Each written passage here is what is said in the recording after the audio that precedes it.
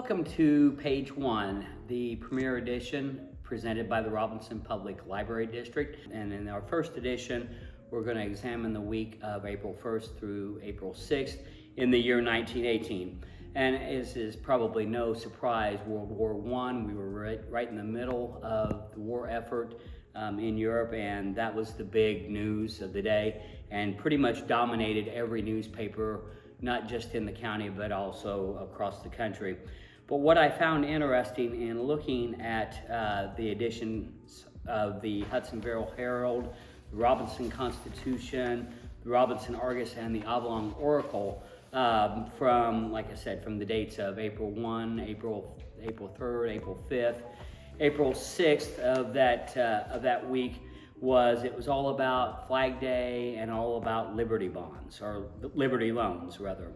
And Flag Day, for you historians out there, fell on April 6th, and basically that was a way for the country to show their patriotism and make sure that everybody was still fully engaged in supporting our boys overseas during World War I. The Liberty loans was something that I found interesting because I didn't know anything about it. I'd heard about war bonds, but didn't realize that Liberty loans, as they were called for World War I, was an effort by the federal government that basically relied on a mix of 1/3 tax increases, or new taxes rather, and 2/3 of borrowing from the general population. So in that time, very little new money was actually created.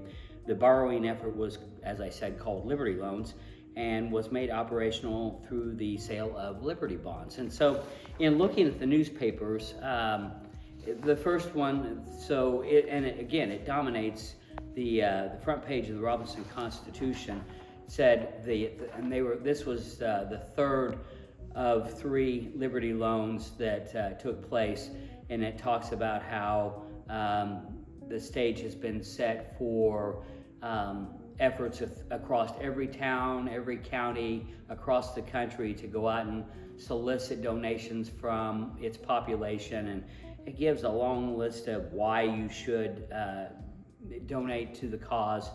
And believe it or not, there were actually quotas to be met by each town, each county, in each state.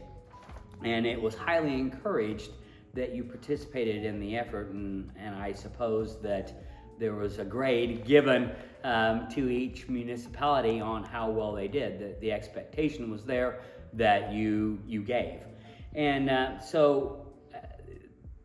this was, in the United States government's way, a crucial way for them to secure the necessary funds to support the military operations and the war effort in Europe.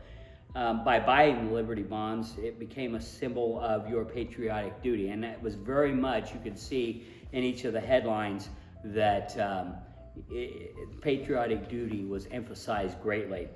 There were actually 4 Liberty loan campaigns and 1 Victory loan campaign. And in all, it raised about $21.5 billion in revenue over 66 million people.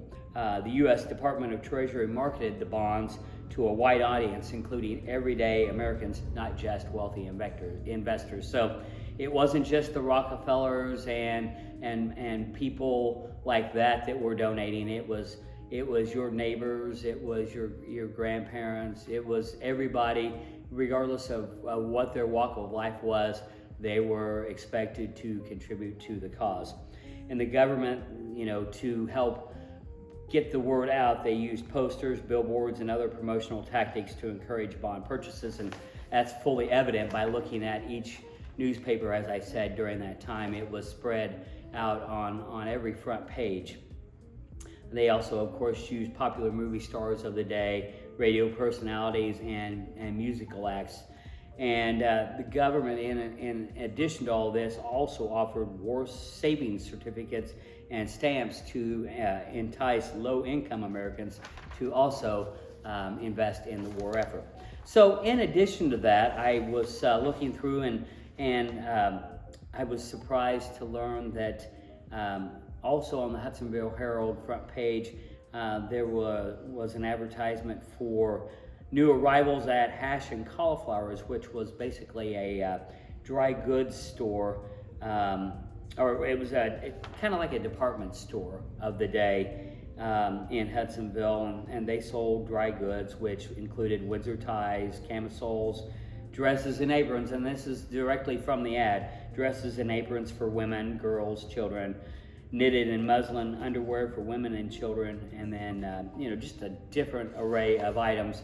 And then also I found an advertisement in here for Black Hawk corn planters. So anyway, that's this edition. And as I said, I encourage you to go take a look at our website, go look at all of the newspapers that we have. We have over 500,000 pages from dating back from the 1850s all the way to current day. And it's great for you genealogy enthusiasts, whether you be somebody that's just getting started or somebody that's been at it for a while. It's a great way to learn about Crawford County history, and we hope to have more episodes as we go along. And again, we'll highlight different dates and days in the in Crawford County history, and just let you know about the day's events of that day. So thanks very much for watching, and we hope to talk to you again real soon.